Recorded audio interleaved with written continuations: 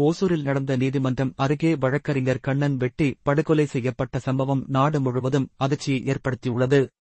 வழக்கறிஞர் கண்ணன் பிரபல சட்ட வல்லுநர் சத்ய நாராயணனின் கீழ் ஜூனியராக பணியாற்றியவர். வக்கீல் சமூகத்திலும் பொது மக்களிடமும் அவருக்கு நல்ல மதிப்பும் நம்பிக்கையும் இருந்தது. கண்ணன் வழக்குகள் முடிந்து நீதிமன்ற வளாகத்தை விட்டு வெளியே வந்தபோது மர்ம நபர் ஒருவர் தாக்குதல் நடத்தினார். கண்ணன் மீது தொடர்ந்து கத்தியால் தாக்கிய காட்சி அங்கிருந்தவர்களை அதிர்ச்சிக்குள்ளாக்கியது. பார்வையாளர்கள் உடனே மருத்துவ உதவி கோரினாலும் கண்ணன் சம்பவ இடத்திலேயே உயிரிழந்தார். கொலை செய்ததற்குப் பிறகு குற்றவாளி நேரடியாக நீதிமன்றத்துக்குள் சென்று சரணடைந்தார். சம்பவம் தொடர்பான ஆரம்ப விசாரணையில் பழிவாங்கல் காரணமாக இந்த கொலை நடந்திருக்கலாம் என காவல்துறை தெரிவித்துள்ளது. இந்த கொலையில் சட்டம் ஒழுங்கு மீதான நம்பிக்கையை சவால் செய்யும் கருத்துக்கள் எழுந்துள்ளன. ஓசூரில் பசுமையான பகலில் நடந்த இந்த சம்பவம் தமிழ்நாட்டில் சட்டம் ஒழுங்கு தகர்வை வெளிப்படுத்துவதாக அமைகிறது.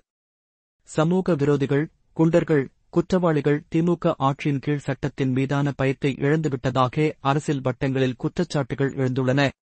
தமிழக பாஜக மாநில துணைத் தலைவர் நாராயணன் திருப்பதி கூறுகையில், நீதிமன்ற வளாகத்திலேயே பட்ட பகலில் இந்த கொலை நடந்தது திமுக அரசின் சட்டம் ஒழுங்கு வீழ்ச்சியை தெளிவாக காட்டுகிறது.